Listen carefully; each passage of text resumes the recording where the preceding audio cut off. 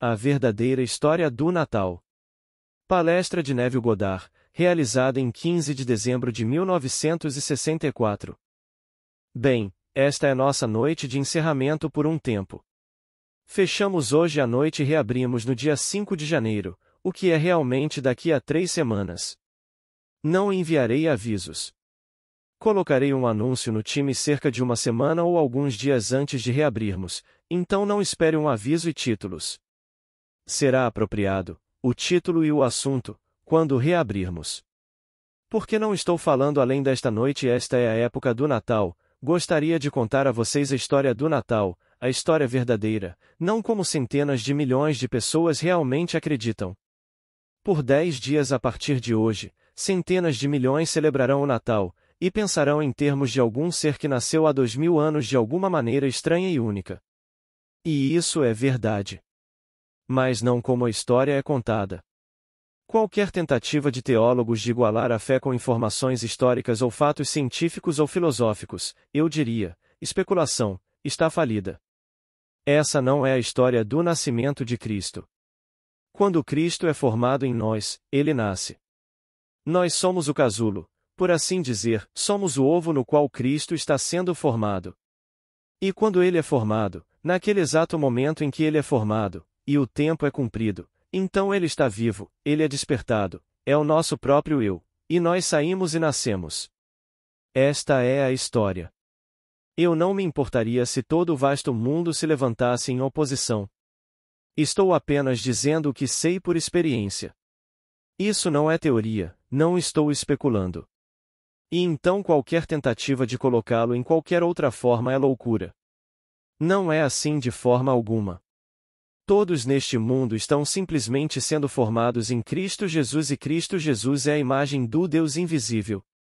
São necessárias todas as dores e sofrimentos do mundo para produzi-lo, e quando está completamente formado em nós, naquele momento então ele sai. Agora, que as igrejas nesta próxima quinzena estejam transbordando. Não faz diferença, é bom. Que ouçam, mesmo que esteja distorcido. Que todos os sacerdócios do mundo contêm sua história de uma maneira distorcida, está perfeitamente bem. Mas eu vou contar a vocês, os poucos que estão aqui, como isso realmente acontece. E posso dizer a vocês, ninguém sabe até o momento em que a eclosão está prestes a acontecer, mas ninguém sabe. Eu vou contar a vocês esta noite e contar em detalhes na esperança de que vocês se lembrem. Mas quando isso acontece, é tão assustador, tão desconcertante, que vocês vão esquecer, mas não realmente. Algo nas profundezas de sua alma saberá o que está acontecendo, e então vocês simplesmente retornarão à escritura externa e a lerão para a confirmação das experiências que acabaram de ter. Virá da maneira mais maravilhosa. Você é informado nas escrituras que veio tão repentina e inesperadamente em uma estalagem despercebida. A estalagem foi completamente despercebida. Ninguém sabia que algo grandioso aconteceria nesta estalagem, e ninguém sabia que o ocupante da estalagem foi selecionado naquele momento. E aqui, você faz uma jornada de onde quer que esteja morando. Então você estava morando onde quer que esteja, que seja seu lar, que seja sua base, e por razões que você não precisa explicar, você faz uma jornada. A Escritura lhe diz que eles partiram porque foi decretado que todos deveriam pagar impostos. E naquele momento chegou este momento de entrega. Bem, pagar impostos. Todos nós pagamos impostos, isso acontece há muito tempo.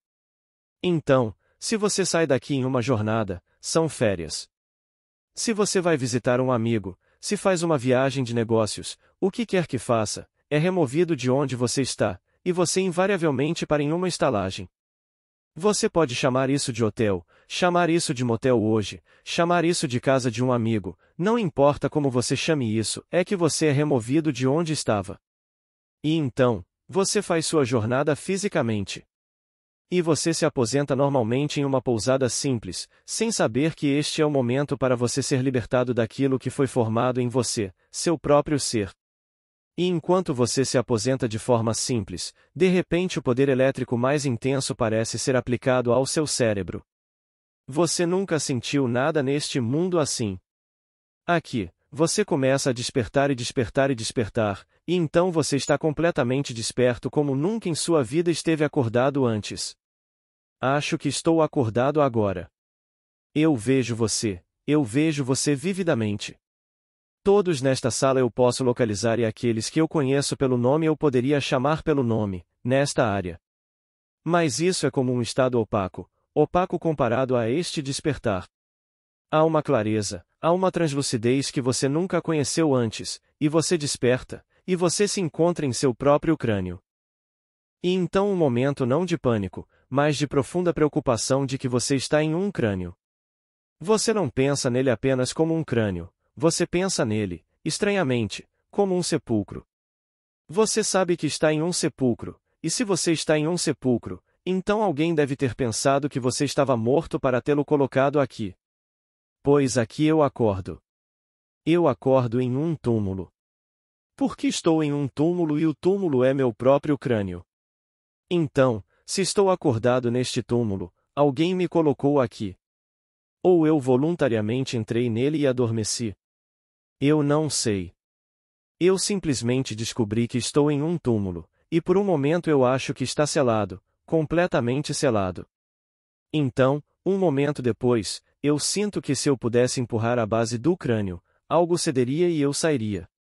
E então eu empurro a base do crânio e saio exatamente como pensei que sairia, de cabeça para baixo. Quando começo a me mover, a me empurrar para fora, então puxo o restante de mim para fora, e lá estou eu, estou fora. Esse é o começo. Eu acordei de um estado de morte. Eu não percebi que estava morto. Alguém pensou que eu estava morto porque eu fui colocado em um túmulo. Eu saio dele, eu me encontro agora completamente fora do túmulo. Eu abro meus olhos para o mundo e olho para trás, estranhamente o suficiente, embora eu esteja fora do túmulo, a coisa de onde eu saí ainda está presente. Essa é a parte estranha. Pois eu saí do túmulo e o túmulo era meu crânio, e ainda assim aqui está a coisa, o corpo, de onde eu saí. Isso não faz sentido, mas é verdade. Lá está, eu olho para ele, é horrivelmente pálido, pálido como neve. E então o vento mais sobrenatural está me perturbando, e eu não consigo dizer de onde ele vem ou para onde ele está indo. Eu olho ao redor e então eu acho que ele está lá. Eu volto minha atenção por um momento para lá.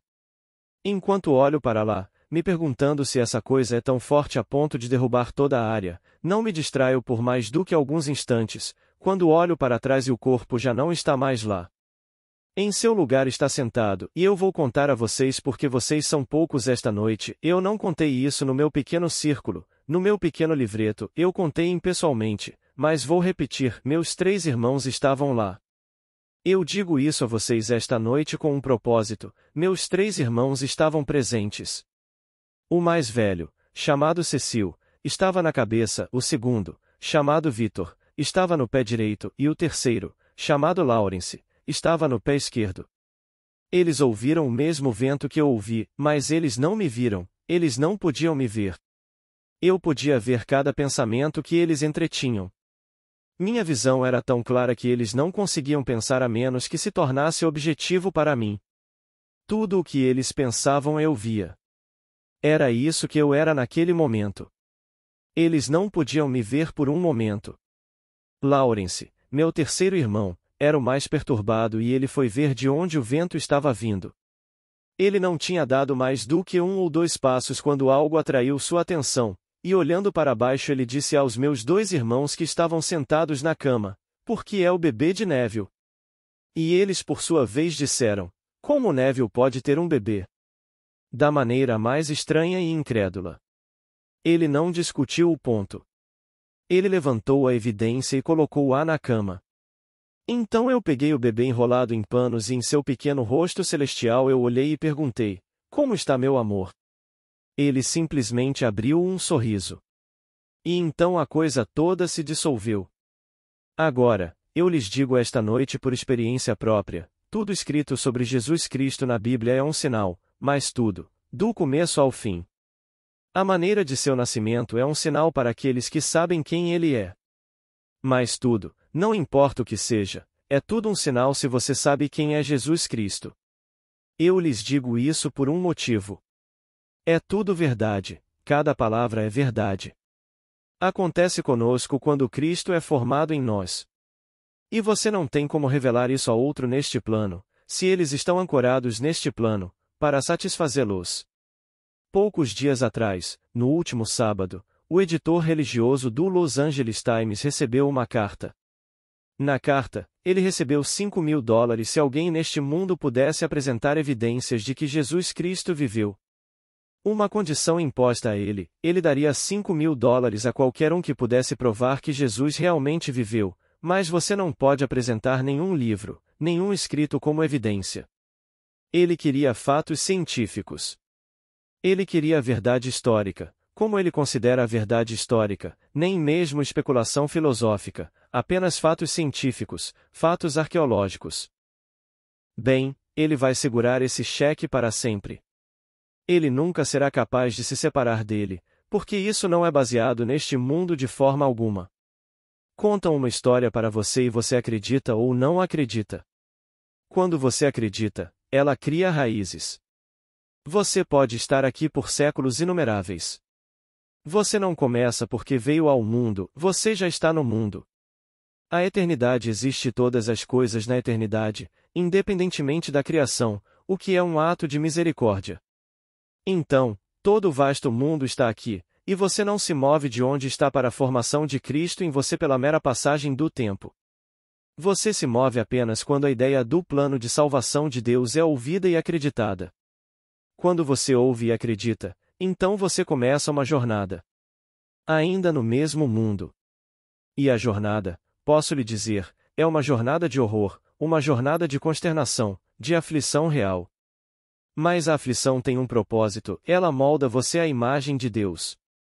Quando isso estiver concluído, você será despertado e trazido à luz, e você será um com Deus.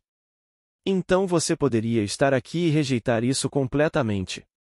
E a mera passagem do tempo neste mundo, como o tirano dos tiranos, como o mais sábio dos sábios, como o mais rico dos ricos, não significará nada até ser ouvido e aceito. Não apenas ouvido, mas você ouve e aceita pela fé.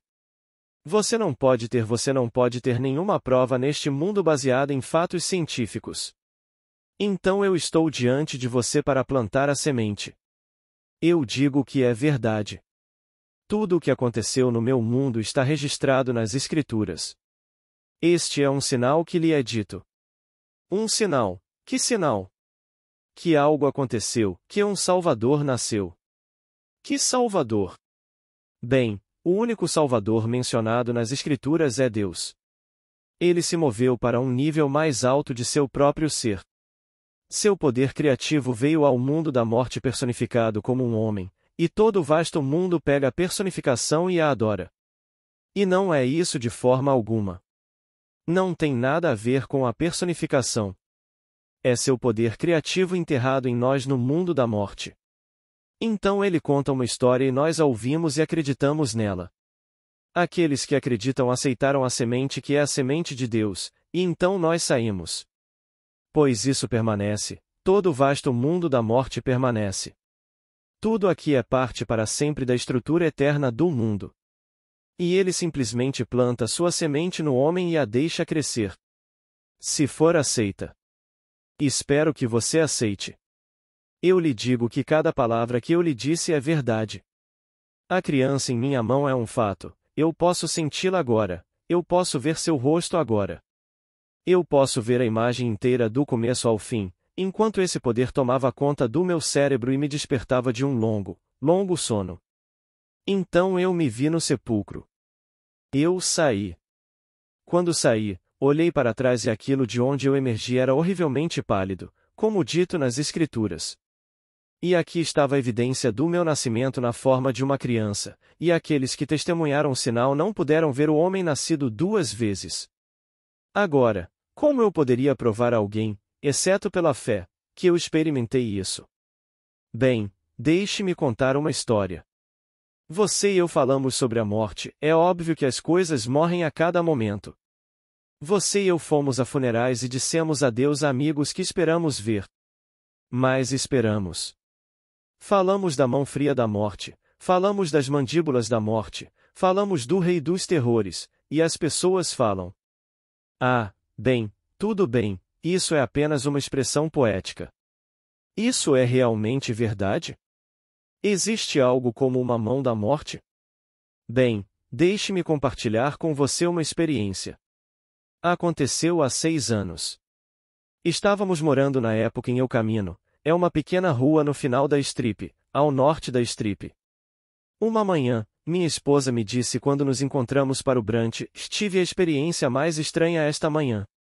Ela disse: e acordei e sentei na cama, e então você entrou no quarto e sentou na cama.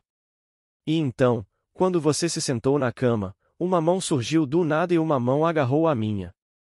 Eu não vi o rosto da mão, eu não vi o que possuía a mão, era apenas uma mão e ela me segurava com firmeza. Então você olhou para cima, aparentemente para o corpo onde a mão estava presa, e você disse: oh, minha amiga morte. E então eu disse a você: mas eu não quero morrer. Eu disse: você tem medo de morrer? E ela disse: não, eu não tenho medo de morrer, mas eu não quero morrer agora. Então eu disse: tudo bem, se você não quer morrer agora, tudo bem, e as duas mãos se soltaram, e ela retornou ao seu estado normal aqui. Posso lhe dizer, naquela época de sua vida, 6 anos atrás, ela se sentia muito deprimida fisicamente, e realmente entretinha o pensamento de que faria em um futuro não distante sua saída deste mundo. Então a mão da morte não é, como o mundo pensa, uma maravilhosa figura poética de discurso. Deus é homem e tudo neste mundo é personificado como homem, sim, até mesmo a morte, mas tudo neste mundo. E eu o conhecia bem. E isso foi antes de eu ter a experiência de nascer do alto.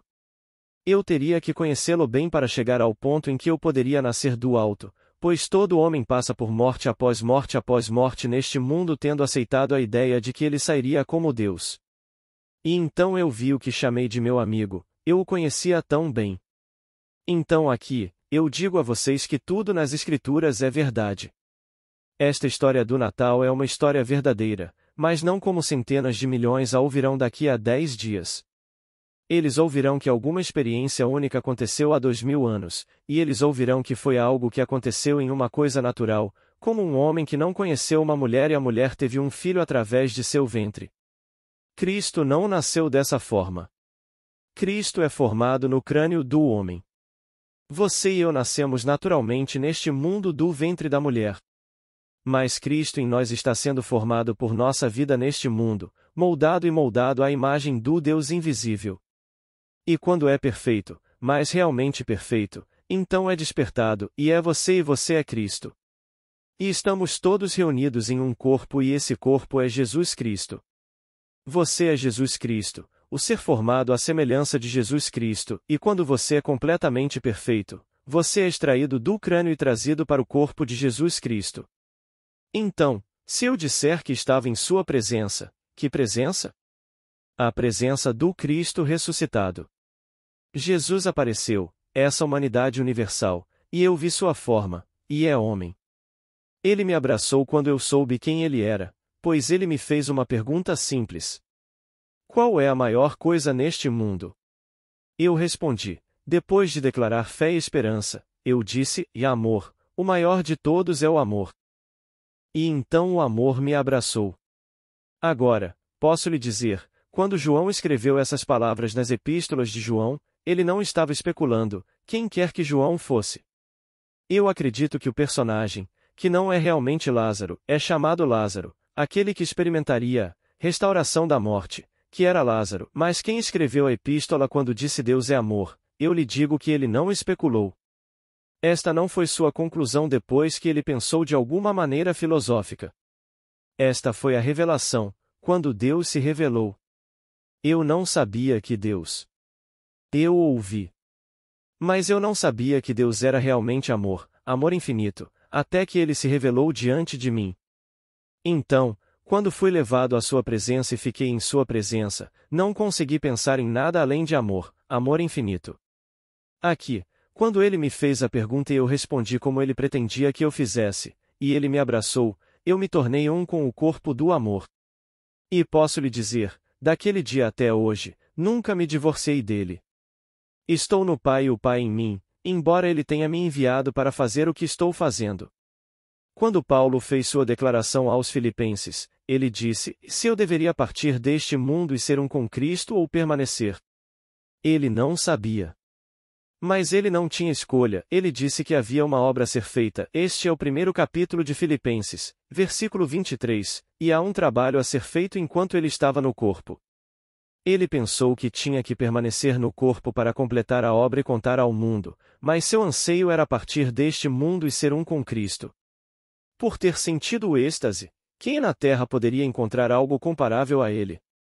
Não há nada aqui que se compare a ele, e você anseia ser um com aquilo que sentiu. Você ainda está com ele, mas está isolado porque ainda está usando este corpo. E ele usa a palavra enquanto no corpo. E então, eu estou no corpo, disse ele, e anseio partir deste mundo e ser um com Cristo, mas há um trabalho a ser feito enquanto ainda estiver no corpo. Então, qualquer um que tenha tido a experiência, não consegue por um momento encontrar nada neste mundo que o segure, que o interesse a ponto de querer ter sucesso nisso. Eles realmente não querem. Estou falando por experiência própria. Não consigo conceber nada neste mundo que eu tenha como objetivo, realmente, exceto para indivíduos. Mas não tenho um objetivo para mim além disso. Não consigo conceber outro objetivo, simplesmente não consigo. E então aceitarei o pedido de qualquer um e o ouvirei e estou bastante confiante de que funcionará. Estou confiante de que todo pedido, se eu ouvir e aceitar, ele se realizará. Disso tenho certeza. Porque não ouvirei nada que eu não desejaria como homem. Se você me pedir para ouvir que alguém está ferido, eu não conseguiria ouvir. Se você me pedir para ouvir que alguém está doente, eu não conseguiria ouvir. Não faz parte do meu mundo. Se você pedir que tenha dinheiro, eu conseguiria ouvir isso, que você tenha um emprego melhor, e todas essas coisas, eu poderia ouvir essas coisas, e elas todas acontecerão. Eu sei disso. Mas para mim, eu não tenho desejo algum por essas coisas. Eu me sinto como Paulo. Eu mal posso esperar por esse momento de partida e ainda assim eu sei que há coisas a serem feitas enquanto eu uso o corpo. Eu também devo usar o corpo. Foi o que ele disse em seu primeiro capítulo aos Filipenses. Você lê com cuidado. Se você pegar a nova tradução, chamada de New English Bible, ela lhe dará uma visão um pouco diferente do grego original, mas todas elas são boas de qualquer maneira. Mas a linguagem arcaica da velha Bíblia não revela exatamente o que ele pretendia dizer ao mundo. Então eu digo a vocês que a história de Jesus Cristo é verdadeira. Não como o mundo a entende. Jesus Cristo está sendo formado no homem. Ele é formado no crânio do homem, e no exato momento em que ele é formado ele é despertado, e isso é chamado de ressurreição. O ato mais poderoso de Deus é a ressurreição. Então vem o nascimento nos calcanhares da ressurreição, e então vem o desdobramento de toda a imagem. Ele sabe quem ele é agora. Porque o propósito de tudo isso é se entregar à sua imagem, esse é o propósito de Deus. Não apenas fazer uma imagem, mas dotá-la com o mesmo poder que ele possui, que é a vida em si mesmo. Bem, se ele se entrega à sua imagem que ele formou e ele era antes dessa tentativa um pai, então a imagem no momento em que ele tem sucesso em sua transferência de si mesmo deve ser um pai. E esse é o segundo ato. E então, ele realmente se transfere, ele se entrega à sua imagem, e a imagem desperta, e a imagem se torna o Pai, o próprio Pai que é Deus. Pois Deus é o Pai deste Filho Celestial. Ele vê seu Filho e o Filho o chama de Pai. E depois disso vem o próximo sinal, todos eles são sinais, a divisão do templo de cima a baixo, e ele vê o sacrifício que era Deus. Pois agora Deus é Ele mesmo, e ele vê o sangue de si mesmo que é chamado nas Escrituras de sangue de Jesus Cristo, e ele se funde com seu próprio sangue. Então ele sobe para o céu. E então vem a imagem final, onde Deus vê a coisa toda e é bom e muito bom, e o sufoca com afeição, na forma corpórea de uma pomba. E ele vê a coisa toda se desenrolando dentro de si mesmo. Então eu conto a vocês a história que será contada daqui a 10 dias, onde eles têm uma criança pequena do lado de fora, e animais ao redor, e homens sábios. Eu disse antes que os homens sábios vêm. A tradição diz que os homens sábios eram irmãos e eram reis, Melquior, Gaspar e Baltazar, é o que a tradição diz. As escrituras não registram isso. Mas até onde podemos ir, os primeiros pais, alguém teve a experiência e agora a tradição diz que havia 3 irmãos, um rei da Índia, um rei da Arábia, um rei da Pérsia. Esses eram 3 reis e eles eram irmãos, e eles vieram para testemunhar o evento. Então eu registro isso para esta pequena audiência para que vocês saibam que a coisa é verdade. Se é sempre assim que vocês têm 3 irmãos, eu não sei. Por outro lado, quando Davi apareceu no meu mundo e eu era o pai de Davi. E nenhum momento antes desse evento eu jamais alimentei tal pensamento. Bem, 3 poderiam entrar no seu mundo e estranhamente eles poderiam ser seus irmãos. Você pode ter o mesmo sentimento, a mesma certeza sobre esse relacionamento que você terá com Davi. Pois eu conheço esses 3 irmãos no meu mundo, Cecil, Vitor e Laurence, eu os conheço. Eles ainda estão no meu mundo. Foi Laurence, que era médico, que saiu da cama em busca do vento para encontrar o bebê. E o livro de Lucas diz a você que ele era médico, Colossenses 4:14. Bem, essa coisa é tão fantástica, pois acontece na mente do homem. Então, todos. Eu considero cada um. Assim como Davi veio ao meu mundo, e nem por um momento antes dessa entrada no meu mundo eu entretive o pensamento de que éramos parentes, para descobrir que ele é meu filho e sempre foi meu filho. Então, esses irmãos que eu conheço agora. Se você não tem irmãos, isso poderia acontecer esta noite e os 3 que viriam ao seu mundo teriam o mesmo senso de relacionamento que meus 3 irmãos terrestres têm comigo. Estou apenas sugerindo isso, não sei disso por experiência própria. Mas sei que quando Davi veio, eu não tinha nenhuma sensação de incerteza sobre o relacionamento. E então, quando esses 3 homens vierem ao seu mundo, quer você tenha irmãos aqui neste mundo ou não, eles serão para você como 3 irmãos. Pois em algum lugar ao longo dos séculos atrás eles sentiram que os 3 homens sábios eram irmãos, e os chamaram de Gaspar, e os chamaram de Melquior e Baltazar, e disseram que eram 3 reis que eram irmãos. Então deixo com você para fazer o que quiser a partir disso. Mas a história do Natal é uma história verdadeira, eternamente verdadeira. E quando você teve a experiência e fez sua partida deste mundo, você o deixou exatamente como ele é, tendo contado sua história. Não consigo conceber. Como Paulo disse em sua carta aos Filipenses, ele queria tanto fazer sua saída logo após a experiência, mas não conseguiu. Ele teve que esperar, vestindo um corpo, amarrado a esta terra, para contar a história a todos que a ouvissem e a aceitassem, mas esperando ansiosamente por sua partida. Pois, para ele, a corrida havia terminado, a luta havia terminado, ele manteve a fé. 2 Timóteo 4:7. Ele ouviu isso em algum lugar ao longo do caminho. Então, não pense por um momento que esta história aconteceu uma vez e para sempre há 2000 anos, ela está sempre acontecendo a cada momento do tempo em todo o mundo. Posso dizer que a história da Bíblia é uma história sagrada, não uma história secular.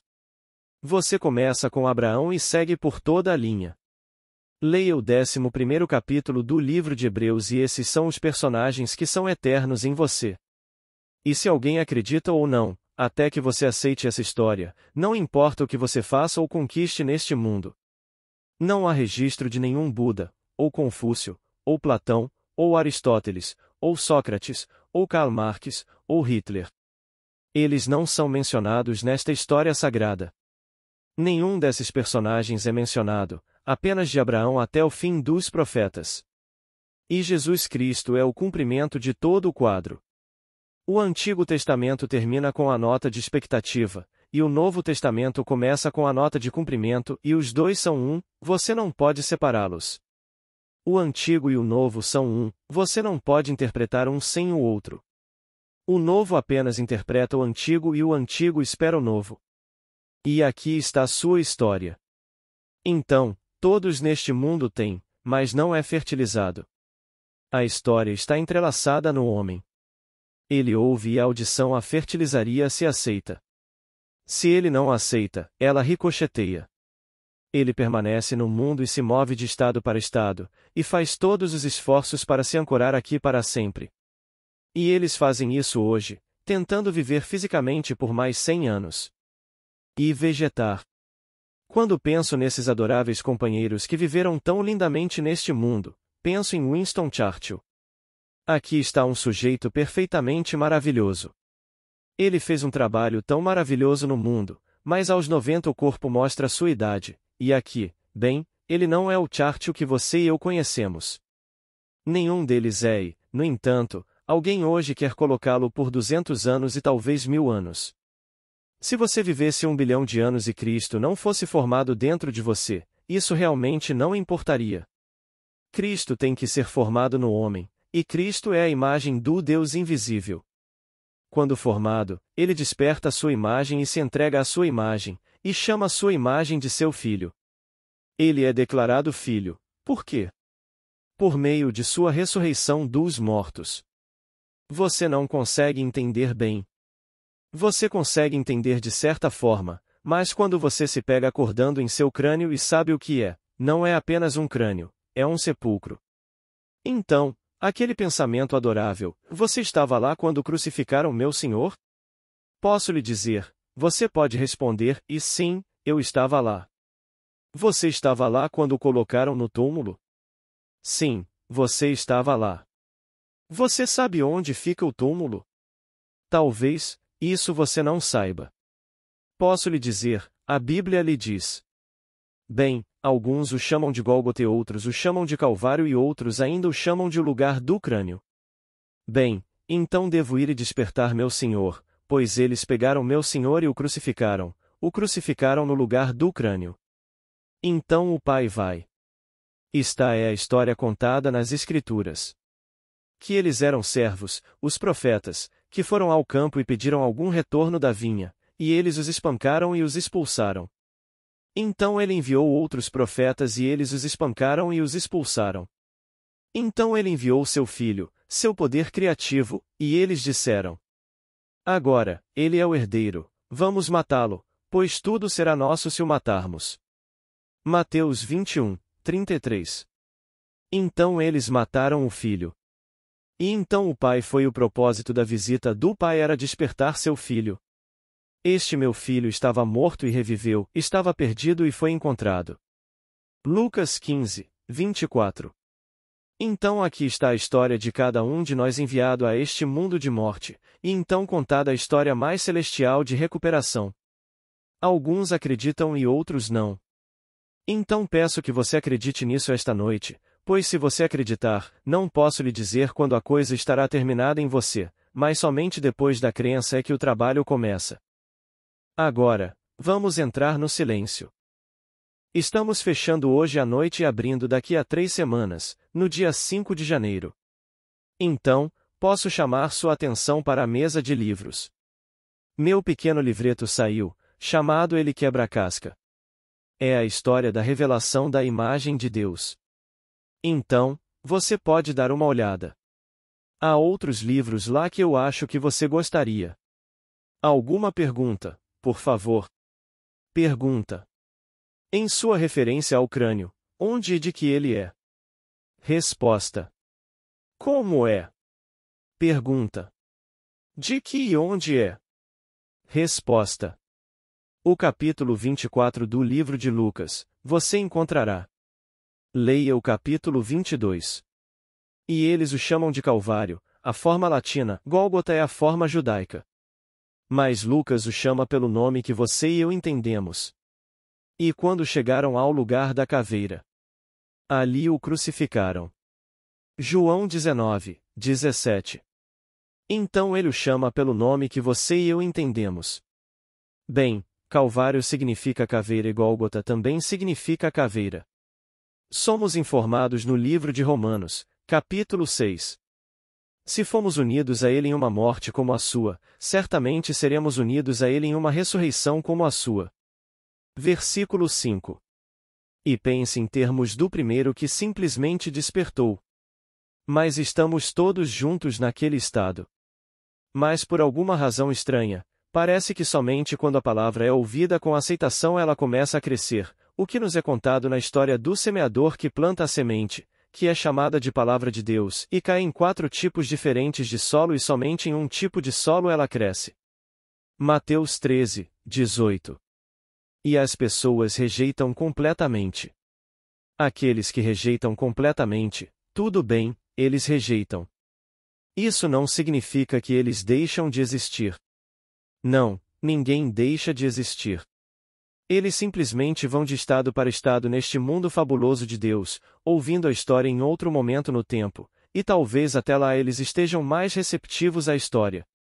Mas quando alguém pode oferecer $5.000 para qualquer um que pudesse produzir evidências de que Jesus viveu, você não pode produzir um livro como evidência ou qualquer artigo, ele quer fatos científicos. Bem, Jesus Cristo é um ser sobrenatural. O nascimento é sobrenatural. Tudo sobre ele é sobrenatural. Você não pode produzir nenhuma evidência, assim como minha esposa hoje à noite não poderia produzir o braço que segurava seu braço. E quando olhei para cima e vi o rosto e o conheci tão bem e disse: "Oh, meu amigo Morte, como eu poderia apresentar a alguém, exceto em palavras, a existência de uma personificação de um fato que é a morte? A morte é um fato. As pessoas morrem, você não pode negar que todas as coisas morrem. Bem, como posso tomar essa personificação da morte que era uma mão? Todos os poetas escreveram sobre a mão fria da morte. Mas eu a vi, ela a viu. E eu o conhecia tão bem, porque passei por esses estágios da morte, e quantas vezes ele me pegou pela mão até que eu o superei. Pois você vence a morte quando é ressuscitado dos mortos. Pois o último inimigo a ser vencido é a morte. Mas enquanto isso ele tem sido seu amigo. Ele levou você de um estado para outro estado para outro estado.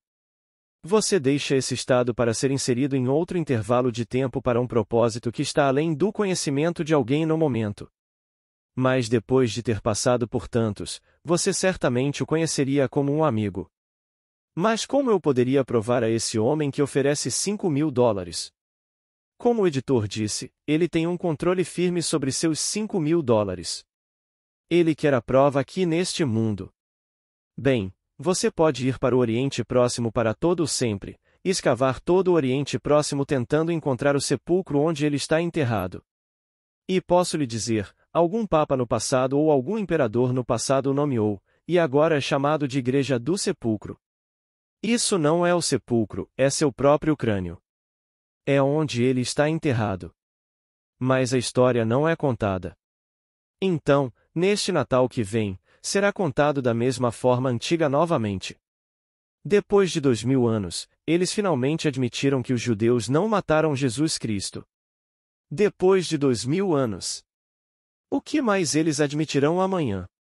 Espero que alguém presente seja um bom católico ortodoxo e protestante que vá e conte a história de que amanhã em algum outro concílio eles admitirão que não é o que eles acreditavam até agora. Não tem nada a ver com as vestimentas que você veste exteriormente. Deus não julga pelas aparências externas, como lhe disseram, ele vê o coração. Aquela crença profunda no homem. Bem, o que eu disse a vocês esta noite é verdade. Cada palavra é verdade, porque estou falando por experiência própria. Não estou teorizando. Sendo esta minha última noite até o Ano Novo, desejo a todos um verdadeiro Natal no sentido de que isso possa acontecer com vocês. Obrigado. Gratidão por ter assistido até aqui. Curta, comente e compartilhe nossos vídeos para que mais pessoas tenham acesso a esses ensinamentos. Muito obrigada. Paz e bênçãos na vida de todos.